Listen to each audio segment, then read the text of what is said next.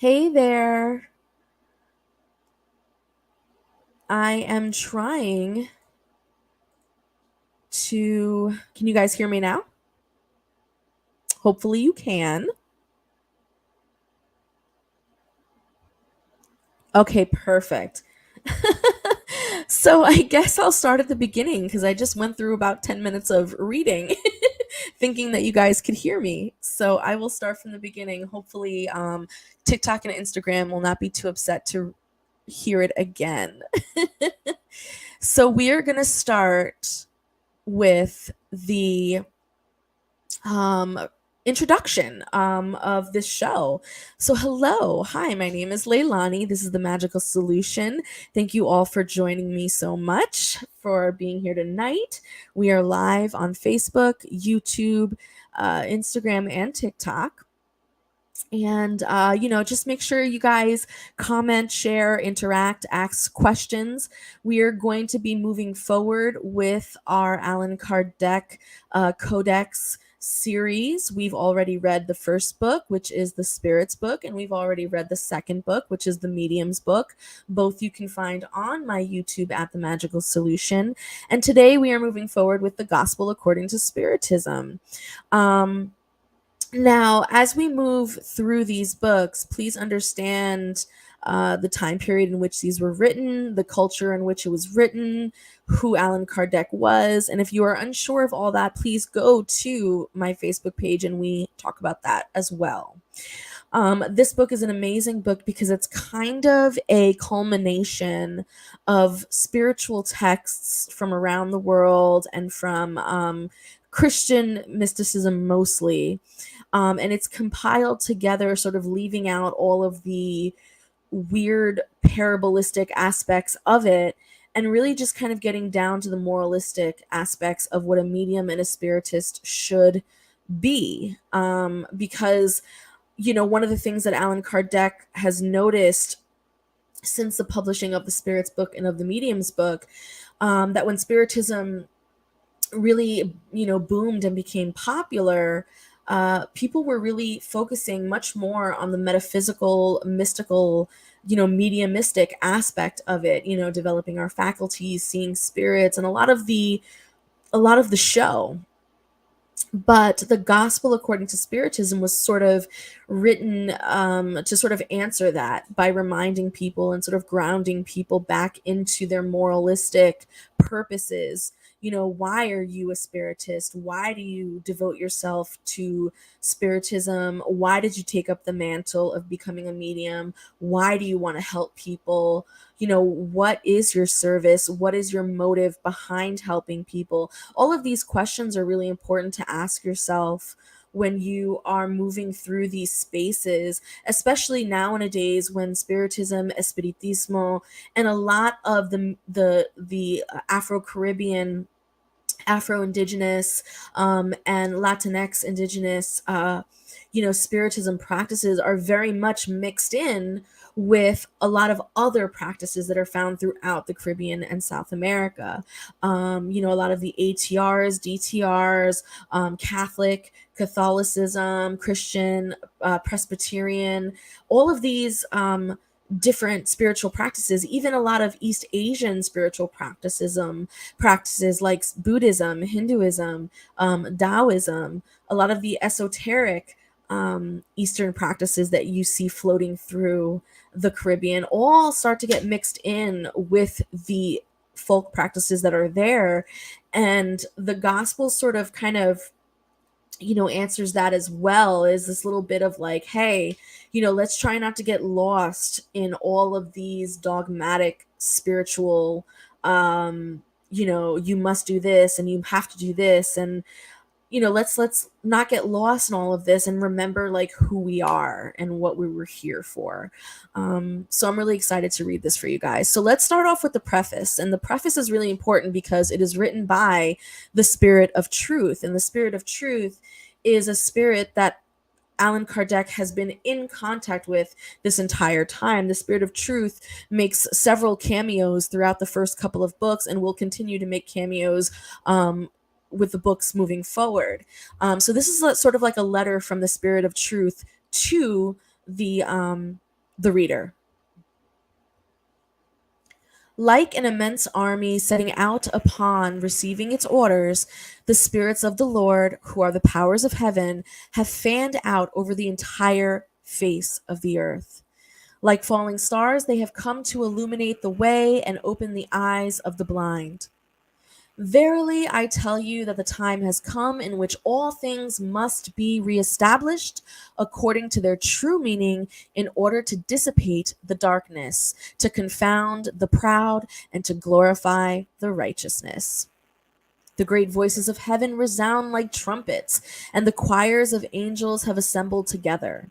Men and women, we invite you to the divine concert. May your hands take up the lyre, may your voices be as one, and like all sacred hymn expanded and vibrate from one end of the universe to the other.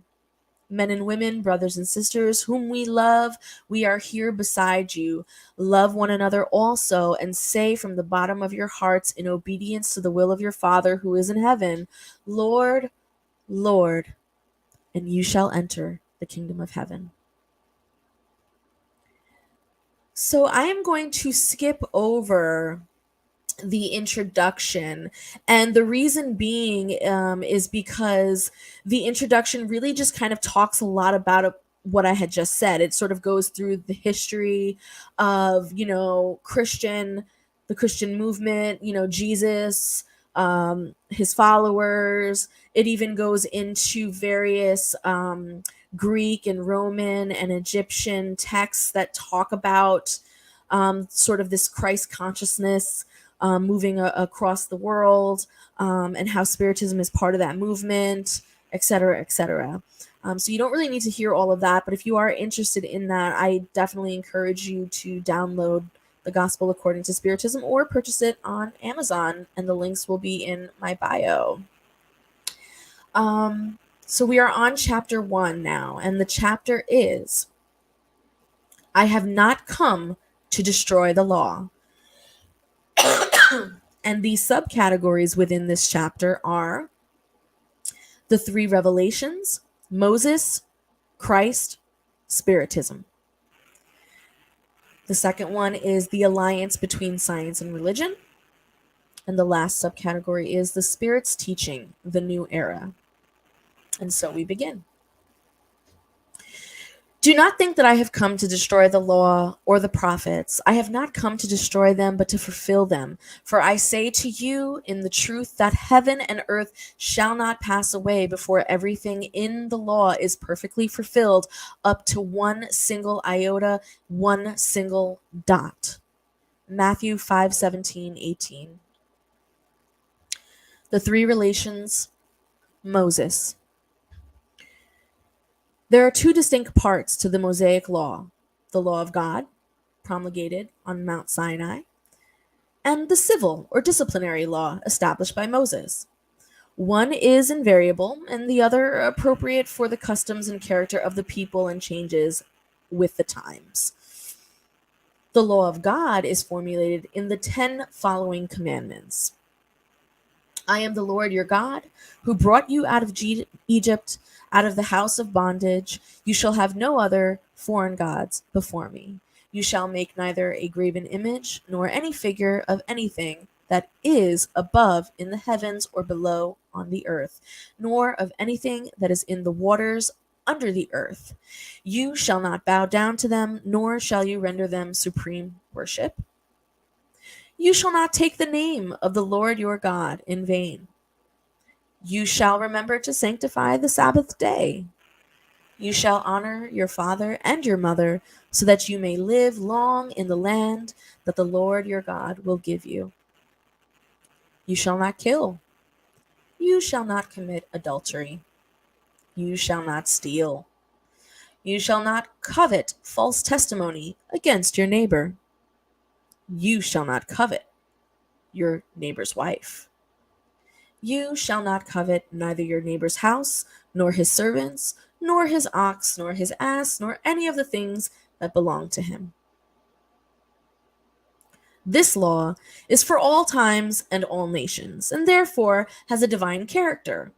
All of the others were laws established by Moses, who had to use fear in order to restrain a naturally troublesome and undisciplined people among whom he had to combat the deep rooted abuses and prejudices acquired during their slavery in Egypt. In order to give authority to his laws, he had to attribute to them a divine origin. And did other lawgivers of early peoples? Human authority had to be based on God's authority, but only the idea of a terrible God could impress ignorant men and women in whom moral sense and the sentiment of a refined justice were still little developed. It is quite obvious that the one who prescribed the commandments, you shall not kill, you shall not cause harm to your neighbor, could not be self contradictory by making extermination of duty. The Mosaic laws per se thus had an essentially transitory character. Christ. Now, Jesus did not come to destroy the law, that is God's law.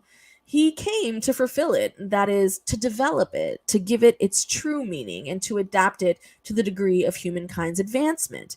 That is why that in this law may be found the principle of duty to God and one's neighbor, which comprises the basis of his doctrine. On the contrary, as for the laws of Moses per se, Jesus modified them profoundly, either in form or in substance.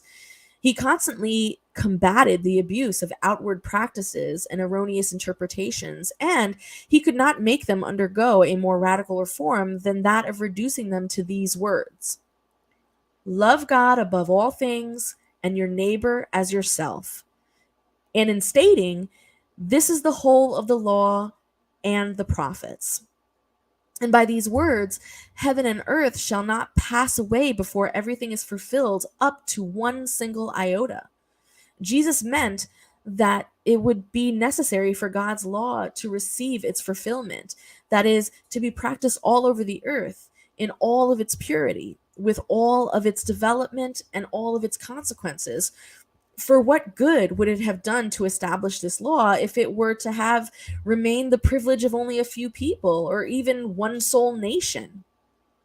As children of God, all humans are, without distinction, the object of the same solicitude.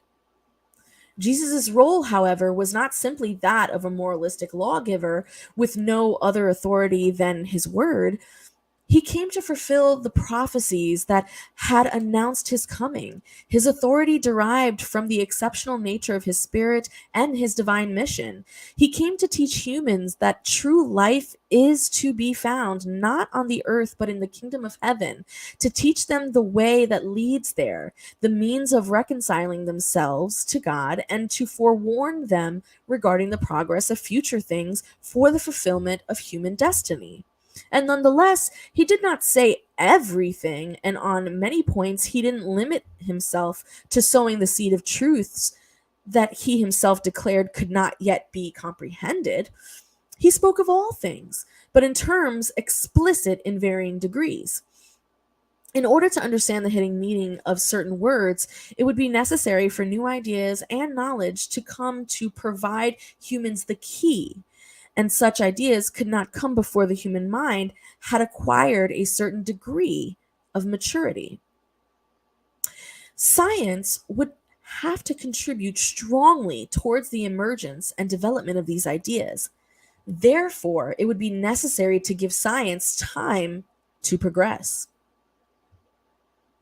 Spiritism. Spiritism is the new science that has come to reveal to humans, by means of irrefutable proofs, the existence and nature of the spirit world and its relations with the corporal world.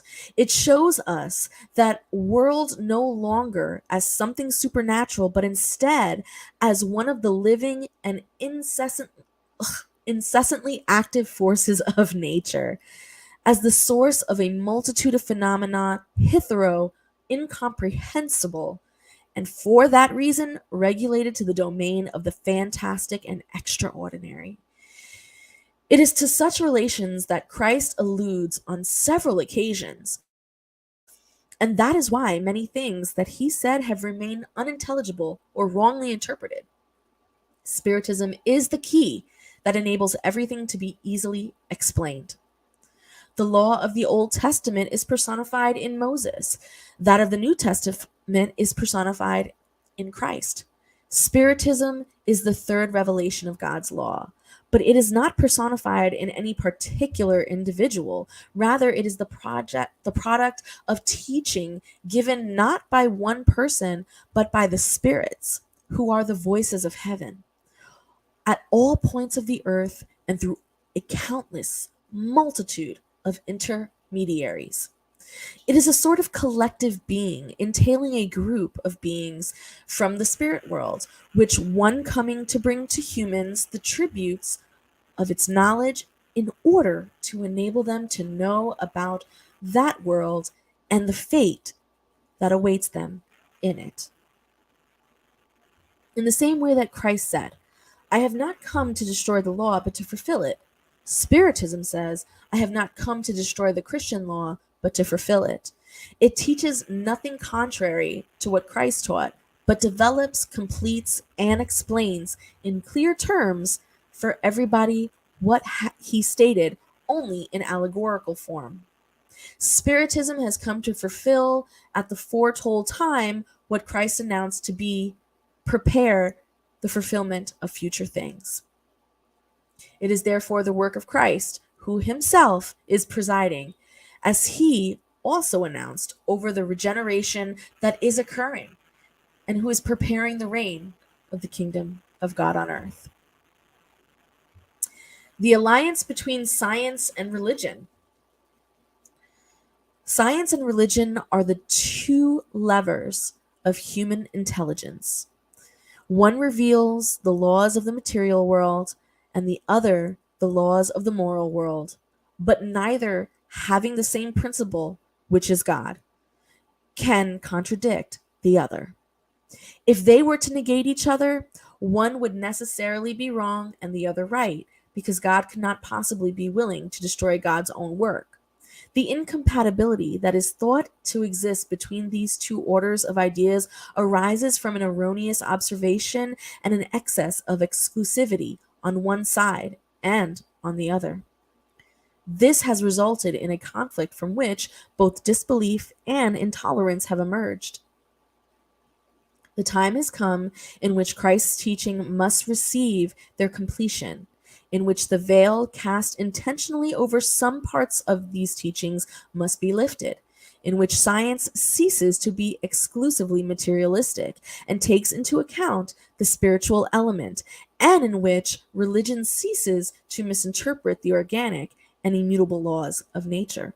These two forces supporting each other and advancing together will lead each other mutual in support. Then, religion, no longer having to endure the discredit of science, will acquire unshakable power because it will be in accordance with reason and will no longer be able to oppose the irresistible logic of facts. Science and religion were unable to understand each other until today. Because each examining matters from its own exclusive point of view, they mutually rejected each other. Something was needed to fill that gap. That separated them. A mark of union that would bring them close to each other. And this mark of union resided in the knowledge of the laws that govern the spirit world and its relations with the corporal. Laws as immutable as those governing the movement of the heavenly bodies and the existence of beings. Once they were proven by experience, these relations caused a new light to the dawn. Faith turned toward reason. Reason found nothing illogical in faith, and materialism was defeated. But in this, as in everything else, there are persons who remain behind until they are swept along by the movement of the whole, which crushes them if they try to resist it instead of surrendering to it. It is a whole moral revolution that is occurring at this time and is molding people's spirits. After being prepared over more than 18 centuries, this revolution is nearing its fulfillment, and it will mark a new era for humankind. The consequences of this revolution are easy to foresee. As for social relations, it must bring inevitable changes that no person has the power to oppose because they are in the designs of God and result from the laws of progress, which is a law of God. Water break. Water break, everybody. Mm, delicious. And the last subcategory, the Spirit's teachings, the new era. God is one, and Moses is the Spirit whom he sent on a mission to make him known not only to the Hebrews, but to the pagan peoples as well. The Hebrew people were the instrument that God used to deliver the divine revelation through Moses and the prophets, and the vicissitudes of these people were meant to impress the eye and bring down the veil that had hidden the divinity from humankind. God's commandments, given through Moses, contain the seed of the broadest Christian morality. However, biblical commandments have restricted their meaning because, put it into practice in all their purity, they would not have been understood.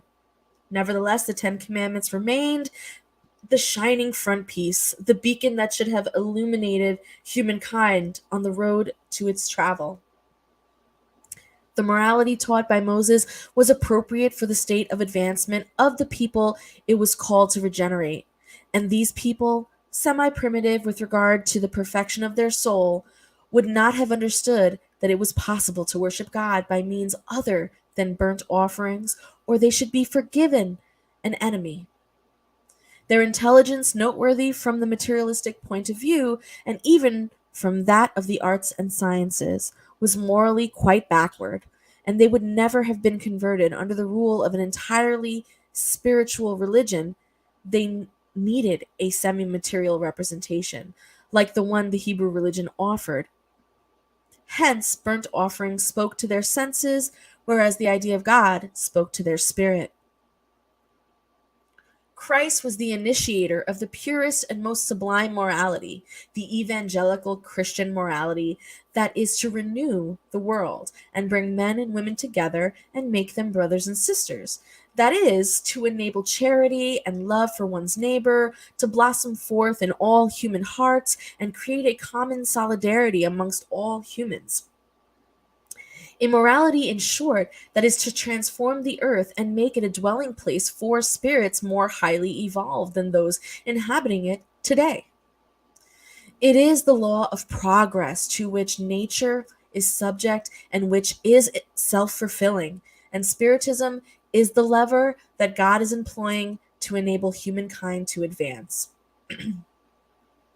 The time has come in which moral ideas must be developed so that the progress contained in the designs of God may be realized. These ideas must follow the same route that the ideas of liberty, their forerunners, traveled. However, one should not believe that this development will occur without struggle. No, no, no, no, no. In order to reach maturity, these ideas need to be discussed and argued over so that they may attract the attention of the masses. Once attention is fixed on them, the beauty and the sanctity of Christ's morality will touch people's minds, and they will become interested in a science that provides them with the key to the future life and opens them the doors to eternal happiness. It was Moses who opened the way, Jesus continued the work, and Spiritism shall finish it. This was written by an Israelite spirit. His name was Malhus in 1861. One day, God, out of his inexhaustible charity, allowed humankind to see the truth dissipate the darkness. That day was the advent of Christ. After that living light, the darkness did indeed return. The world, after the alternatives of truth and obscurity, became lost again. Then, just like the old prophets of the Old Testament, the spirits began to speak and to warn you. The world is being shaken on its very foundation. The thunder shall resound. Stand firm. Spiritism is of a divine order since it rests upon the very laws of nature. And you can be certain that everything of a divine order has a great and useful purpose. Your world has lost its way, and science, developing at the cost of moral order and leading you only to material well being, has reverted to profiting the spirit of darkness. Christians, you know that the heart and love must walk hand in hand with science. The reign of Christ, alas, after 18 centuries, and in spite of the blood of so many martyrs, that reign has not yet come. Christian, turn toward the Master who wishes to save you. Everything is easy for those who believe and love. Love fulfills them with ineffable joy. Yes, my children, the world is being shaken. The good spirits have told you this more than enough times. Bend under the foretelling breeze of the storm so that you are not knocked over. That is, prepare yourselves and do not be like the foolish virgins who were taken by surprise at the arrival of the bridegroom. This revolution that is being prepared is more moral than material. This, the great spirits, the divine messengers, inspire faith so that all of you enlightened and fervent workers may make your humble voices heard. For you are only a grain of sand, but without grains of sand there would be no mountains. Hence the words, "We are small," hold no meaning for you. To each his or her mission, to each his or her labor. Do not ants build their republic, and do not imperceptible animalcules raise continents? The new crusade has begun, apostles of universal peace and not of war. Modern St. Bernards look and march ahead. The laws of the world is the laws of progress. And that was written by Fenolian in Poysters of in 1861. Saint Augustine is one of the greatest divulgers of Spiritism. He manifests himself almost everywhere. We find the reason for this in the life of the great Christian philosopher who belongs to the mighty phalanx of the Church Fathers, to whom Christianity owes its most solid basis. Like many others, he was uprooted from paganism, or rather, from the most profound impiety by the splendor of truth. When in the midst of his excesses, he felt in his soul that strange vibration calling him back to himself, enabling him to understand that happiness lay elsewhere than in debilitating and fleeting pleasures. When finally, on his own way to Damascus, he heard too the holy voice exclaim, "Saul, Saul, why do you persecute me?" He exclaimed, my God, forgive me. I believe I am Christian." And from then on, he became one of the firmest supporters of the gospel. In the famous confessions that this eminent spirit left us, one may read the simultaneously characteristic and prophetic words he uttered after having lost Saint Monica.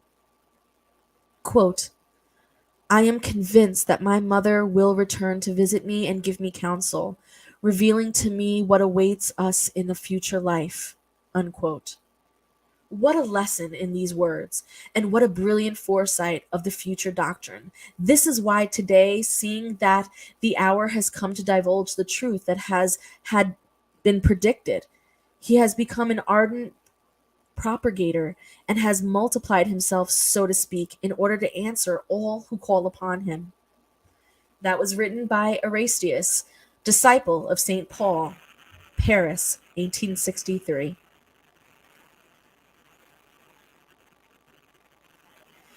Has St. Augustine therefore come to destroy what he himself built? Certainly not. But like so many others, he sees with eyes of the Spirit what he could not see as a man. His unconstrained soul sees a new light and understands what it could not understand before. New ideas have revealed to him the true meaning of certain words, and while on earth he judged matters according to the knowledge he possessed, but when in a new light shone upon him, he was able to judge things more wholesomely. It was thus that he had to change his mind regarding incubus and succubus spirits, as well as the anathema that he had launched against the theory of antipodes. Now that the Christianity has appeared to him in all its purity, he can think differently about certain points than when he was alive, but without ceasing to be a Christian disciple. Without renouncing his faith, he can make himself the propagator of Spiritism because he sees in it the fulfillment of things foreseen. As a herald of Spiritism today, he leads us to a more careful and logical interpretation of the texts. The same is occurring with other spirits who have found themselves in a similar position. So, that is the end of chapter 1. Please let me know if you have any questions or if you would like to have something clarified for you. I'd be more than happy to do so. Let me take this piece out. There I am. Okay, well, once again, I do apologize for the 10-minute silence at the beginning of the video. I'm going to try my best to cut that out before I officially upload it. But that's what happens when you're testing new technology. So thank you all so much for joining me tonight. Make sure you like, comment, share, and subscribe. I will see you next Thursday at 7 p.m. Eastern Standard Time with Chapter 2 of the Gospel According to Spiritism. Have a wonderful night, and if you have any more questions or if you can think of anything after this video is over, please leave me a comment or send me an email at themagicalsolution@gmail.com. Thank you guys so much, and this is how we grow.